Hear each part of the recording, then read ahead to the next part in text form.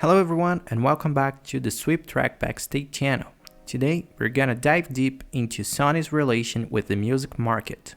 Sony was founded in 1946 under the name Tokyo Tushin Kogyo by Masaru Ibuka and Akio Morita, with the name Sony only adopted in 1958.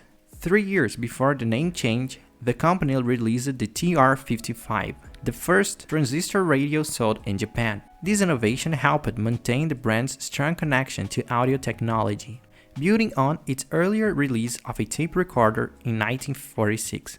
Following the major successes of the TR-72 and the TR-6 radios, Sony launched the TR-63 in 1957. At the time, it was the smallest transistor radio in the world. Coupled with an effective marketing campaign, the TR-63 became a global success and helped open the doors of the American market to Sony. In the following decade, Sony's engineers continued to push boundaries as the company expanded into new sectors, such as television production and cutting-edge technologies like Betamax, Sony's answer to the emerging VHS format. A pivotal moment came after a significant dispute with Philips, the inventor of the cassette tape.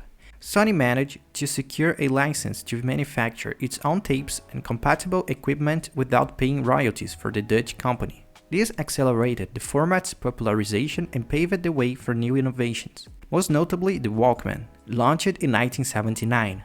As the first personal cassette player, it quickly became one of the most coveted gadgets of the early 1980s, allowing users to enjoy their favorite music anywhere, anytime.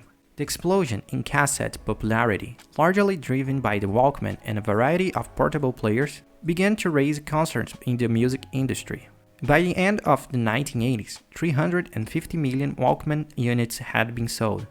Some models included the ability to record and play tapes, and Sony, along with other brands like Pioneer, JVC, and Panasonic, also produced non-portable devices. This allowed users to easily create the now iconic mixtapes. Between 1985 and 1992, cassette tapes became the world's best-selling audio format. However, this cultural phenomenon sparked major debates, particularly in Europe and the United States. Regulatory bodies feared that the ability to record songs from the radio or duplicate borrowed tapes would undercut record sales and undermine the music industry. In 1980, the British Phonographic Industry and the Recording Industry Association of America launched high-profile campaigns with slogans like home taping and skilling music. These efforts aimed to frame unauthorized recording as theft from artists and record labels. Sony, as one of the leading hardware manufacturers, faced pressure not only from the music industry but also from the film industry, particularly due to Betamax. In 1984, a legal battle unfolded between Sony and Universal Studios, which alleged that Sony's products could be used to pirate movies, thereby harming studio revenues. This legal conflict, which had been brewing since the late 70s, reached the US Supreme Court in 1983. In a landmark 5-4 decision the following year, the court ruled in Sony's favor, concluding that personal use, such as recording a TV broadcast to watch later, fell under the doctrine of fair use. In the end, the studios gave in to the technology.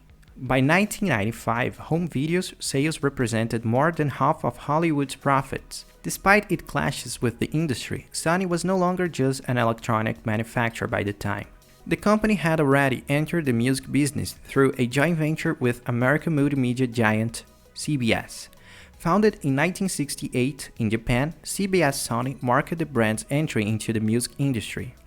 This partnership gave CBS an advantage, particularly during the launch of the CD format. Since Sony was one of the developers of the compact disc, CBS artists in the United States were among the first to have their music released in the new format when it hit the market.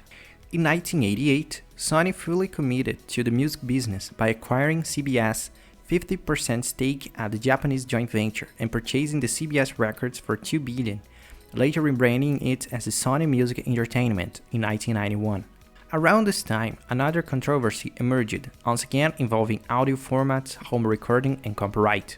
In the 1980s, while cassette tapes were selling in massive numbers, companies began developing what they hoped would be the next evolution of the cassette. Philips, the company behind the original cassette, was developing the digital compact cassette, DCC, while Sony was working on its own format, the digital audio tape, DAT.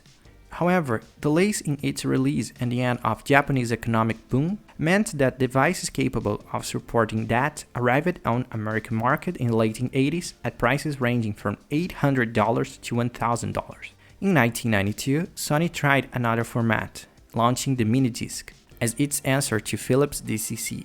However, neither format managed to surpass the cassette. Both were more expensive and their incompatibility made it difficult to share content. Instead of unifying the market around a new idea, the formats fragmented the audience. Some adopted MiniDisc, others DCC, but the majority stuck with the cassette. As a result, the MiniDisc only achieved mass popularity in Japan and few other Asian countries. Despite relatively low sales, both Sony and Philips encountered legal challenges. The main concern for the music industry was these new digital formats allowed users to create perfect copies with no generation lost. Anticipating conflicts, manufacturers knew that if music industry boycotted these new formats, consumers' adoption would suffer. The industry pushed for built-in copy protection, while manufacturers feared that such limitations would diminish consumer appeal. The next step was lobbying governments to legislate protections against copying on digital formats. Starting in 1987, however, no agreement was reached between publishers and songwriters, and no law could be passed. In 1989, a deal appeared close.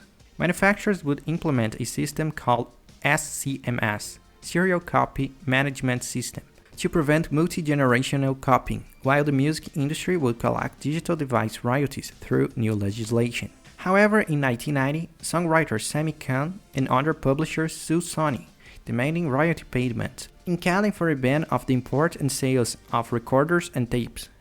To avoid legal defeat, Sony agreed to help establish a digital royalty system. The result was the Audio Home Recording Act of 1992. By the late 1990s and early 2000s, just as the MiniDisc's cost was dropping and the format seemed poised for a wider adoption, a new common enemy emerged for both Sony and record labels: MP3 devices and the ability to download any song from the internet.